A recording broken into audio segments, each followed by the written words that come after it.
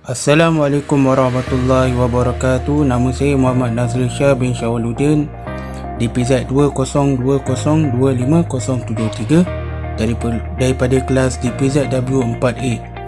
Okey.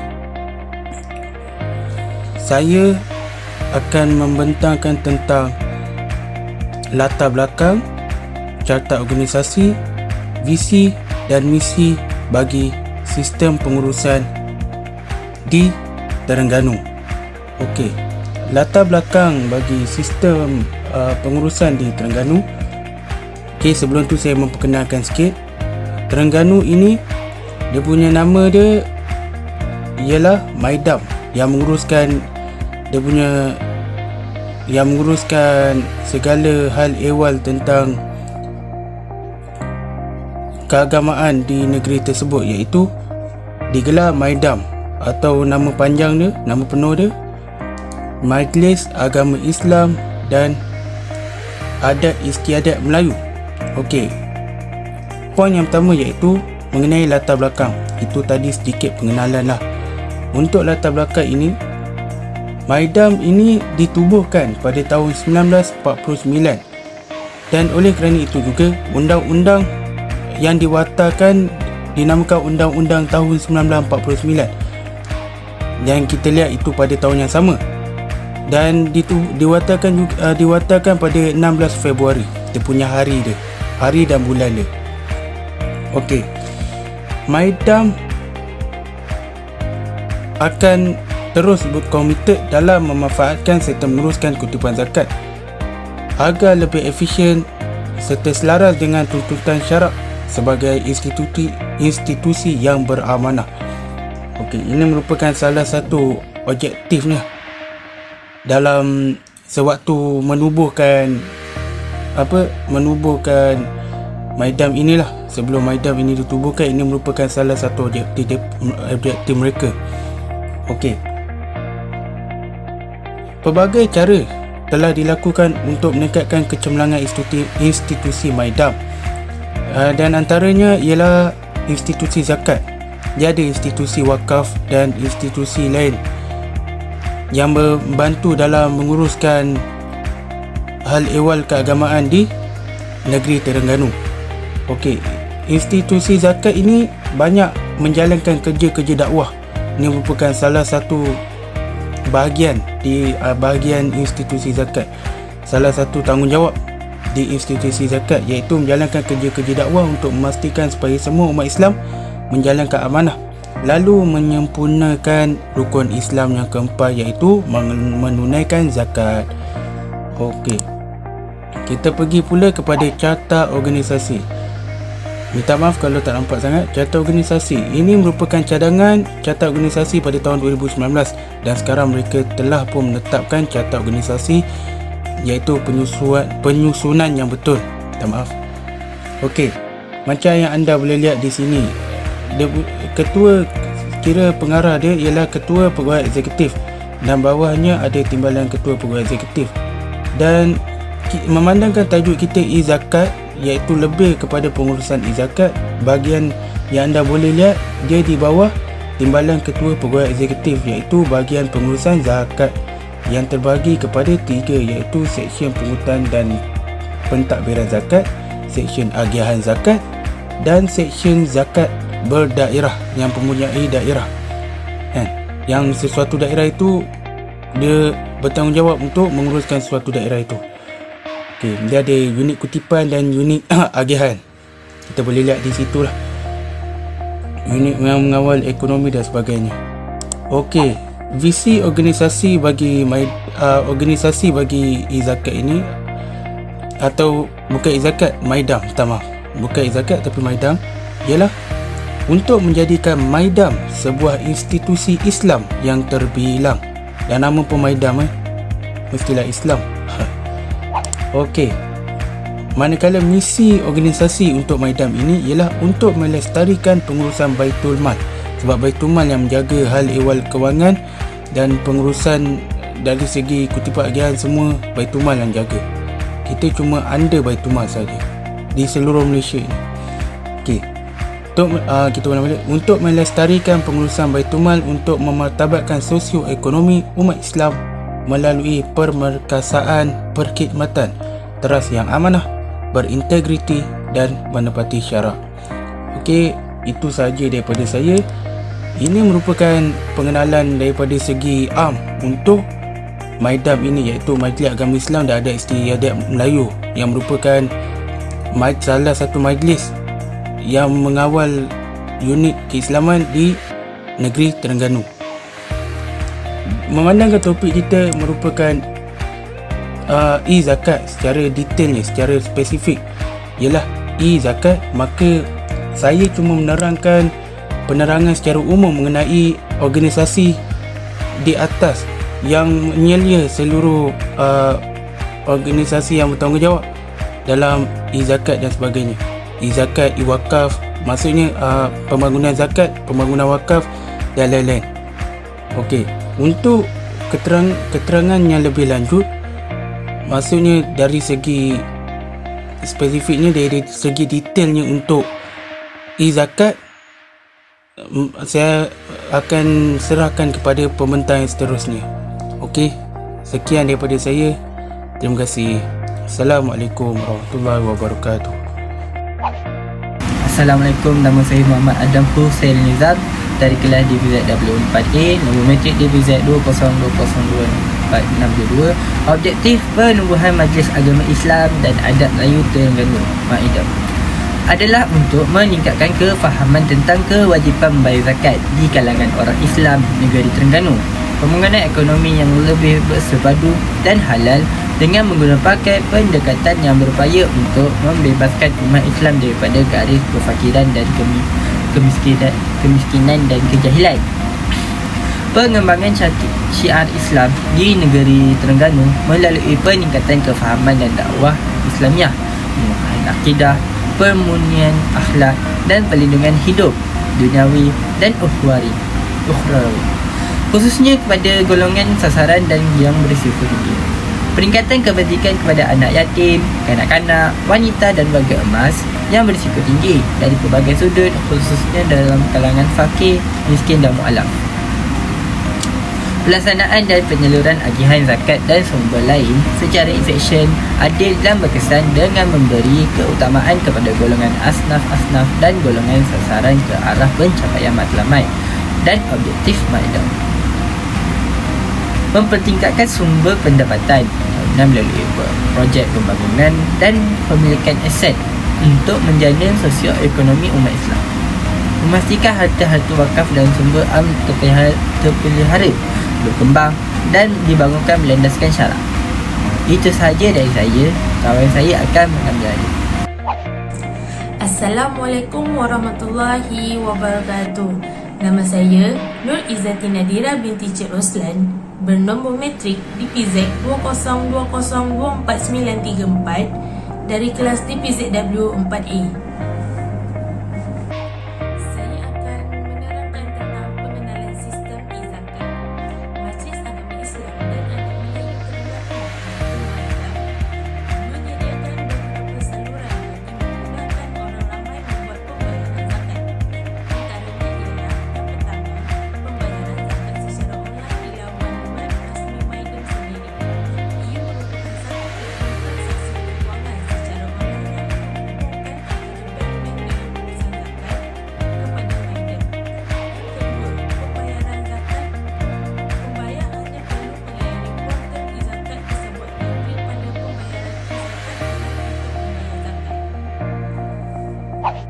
Sistem atas talian e-zakat pula adalah bayaran melalui e-zakat online, iaitu satu kaedah pembayaran zakat secara online di http://idzakat.mydam.gov.my/online- yang merupakan satu platform transaksi keuangan secara online yang menghubungkan antara bank-bank dalam urusan zakat kepada Majlis Agama Islam dan Adat Melayu Terengganu, iaitu MIDAM.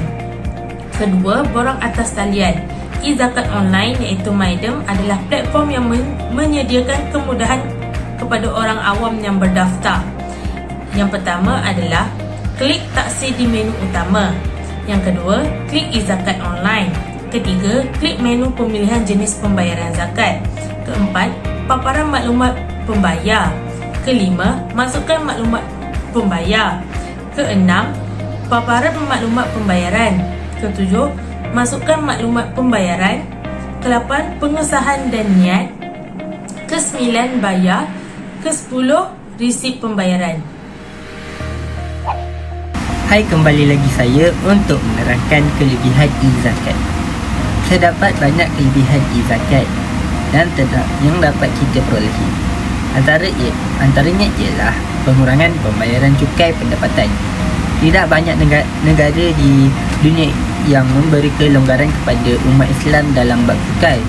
Tapi di Malaysia, menerusi Undang-Undang Akta Cukai Pendapatan ACT 1997 Seksyen 6A3 memberikan keistimewaan kepada umat Islam yang membayar zakat di negara ini.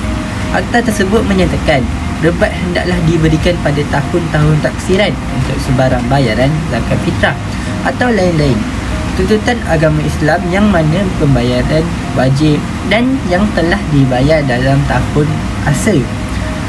Bagi taksiran itu dan dibuktikan oleh resit yang dikeluarkan oleh pihak berkuasa agama Islam yang berkenaan yang ditubuhkan mengikut undang-undang bertulis. Rebat secara maksud umumnya bermaksud jumlah cukai yang dapat dikurangkan dengan membuat pembayaran zakat, iaitu semakin banyak seseorang itu membayar zakat, semakin sedikit cukai yang perlu dibayar. Sekiranya amount zakatnya melebihi atau menyamai cukai, maka seseorang itu tidak perlu lagi membayar cukai pendapatannya. Di samping itu, rebat akan diberikan kepada lembaga hasil dalam negeri LHDN berdasarkan tarikh resit zakat yang diberikan di dalam tarikh taksiran cukai pendapatan tahunan semasa. Ini bermaksud jika seseorang itu membayar zakat pada tahun 2015, maka rebatnya akan diberikan pada tahun berkenaan sahaja. Walau bagaimanapun, timbul isu apabila seseorang memberikan zakat dalam amount yang besar berbanding pendapatannya, tetapi harus diingatkan kadar zakat hanyalah 2.5% sahaja. Oleh itu, pihak pembayaran zakat bijak menggunakan kelulusan akta yang meletakkan bayaran wajib bagi menunaikan lain-lain zakat dan tidak semestinya hanya terbatas pada zakat pendapatan sahaja. Mereka juga boleh menunaikan zakat emas, zakat saham, zakat wang sepanan, kumpulan wang sepanan bekerja ke dalam bayaran zakat menerusi potongan zakat pendapatan semasa. Okey, selain itu, tidak perlu ke kaunter zakat untuk mengetahui rekod pembayaran atau info zakat. Tidak semua orang mempunyai masa yang cukup untuk pergi ke pusat zakat hanya untuk menyemak rekod pembayaran zakat mereka.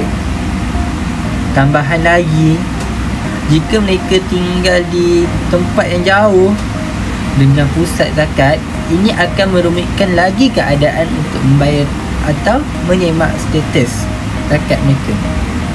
Oleh itu, MyDam telah membuat satu ruang di portal zakat MyDam yang mana pembayar zakat untuk menyemak untuk mengupdate info tentang status zakat mereka dengan lebih mudah dan menjimatkan.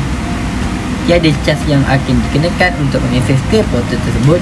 Di samping itu, mereka boleh mengakses di mana-mana sahaja mereka berada, walau di luar negara sekalipun. Beberapa langkah perlu diikuti untuk mengakses laman seseorang tersebut. Okey, seterusnya ialah pembayaran zakat. Menjadi lebih mudah, cepat dan menjimatkan masa.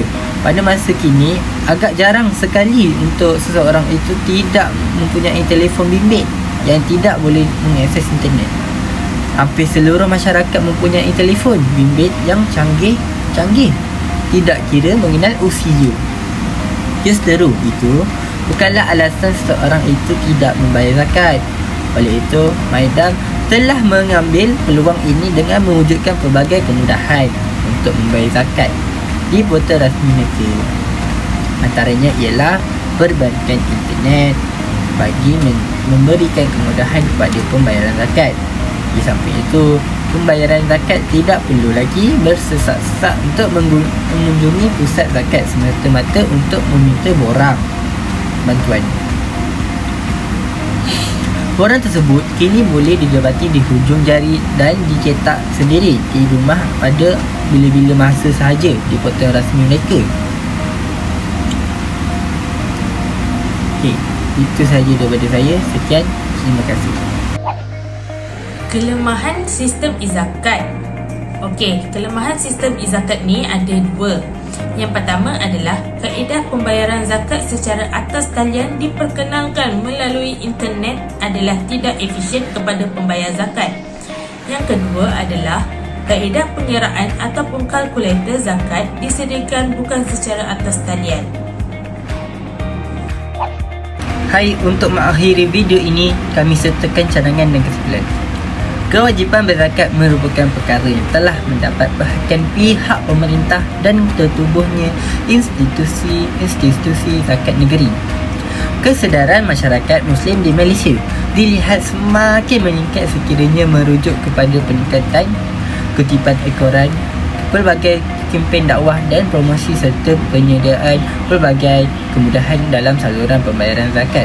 Namun, dalam setiap usaha yang dijalankan serta dapatan dari hasil kajian, ada ruang-ruang penambahbaikan yang boleh dilaksanakan khususnya dari sudut dasar. Diseteru, beberapa cadangan berbentuk dasar digariskan bagi menyokong usaha penambahbaikan berterusan perkhidmatan sedia ada. Yang pertama ialah mempromosikan pembaharuan dan inovasi. Institusi zakat perlu memberi pendedahan sebarang kemudahan bayaran zakat yang diperkenalkan kepada masyarakat. Hal ini dapat dilihat perkara ini telah diusahakan oleh institusi zakat sejak dari awal penubuhan lagi.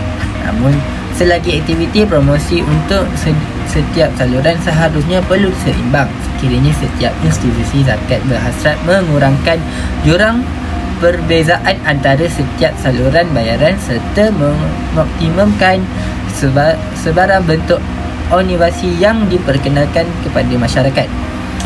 Menilai impak dengan anjuran keberhasilan berdasarkan kajian lapangan. Sesuatu saluran seharusnya diperlihatkan impak keberhasilannya dari sudut jumlah amaun zakat yang akan dikutip. Ia boleh dianggarkan dengan membuat unjuran awal kutipan dengan mengandalkan saluran ini digunakan sepenuhnya atau langsung tidak mendapat sambutan. Unjuran juga seharusnya mengambil kira hasil daripada cost benefit dengan memantau kos yang perlu ditanggung dalam penyelidikan dan pembangunan sesuatu saluran oleh institusi zakat. Yang ketiga pula, menilai semula saluran sedia ada yang tidak produktif. Saluran bayaran yang memerlukan sebuah institusi penanggung kos yang tinggi pada masa yang sama tidak memberikan hasil yang memuaskan seharusnya dinilai semula pengekalannya dalam sistem pengoperasian. Setiap kali dilihat daripada dapat kajian, beberapa saluran telah menimbulkan beberapa isu seperti bayaran yang tidak dikenal pasti yang akhirnya menyebabkan institusi zakat bukan sahaja menanggung kos wang ringgit, malah turut merugikan masa serta tenaga. Seteru, sesuatu penilaian semula terhadap saluran bayaran yang berisiko seharusnya dijalankan supaya keberhasilan kutipan zakat tidak dikurangi oleh kes-kes sebegini lagi. Okey, sekian saja daripada saya. Terima kasih. Bagi kesimpulan e-zakat ini, berdasarkan kepada pengalaman Maidem dalam menempuh arus pemodenan dengan berhasrat ingin menjadi sebuah institusi yang ulung lagi efisien. Selain itu, kaedah mempelbagaikan saluran pembayaran zakat juga merupakan satu usaha yang berkesan bagi memastikan umat Islam dapat melaksanakan atau menunaikan rukun Islam dengan lebih mudah. Dalam usaha ke arah ini, merupakan satu pembaharuan yang memudahkan pembayar zakat melaksanakan tanggungjawab mereka sebagai seorang Muslim. Akhir sekali, dapat meningkatkan keberhasilan untuk kemudiannya memberi lebih banyak manfaat kepada para penerima wang zakat. Itu sahaja daripada saya. Sekian, terima kasih.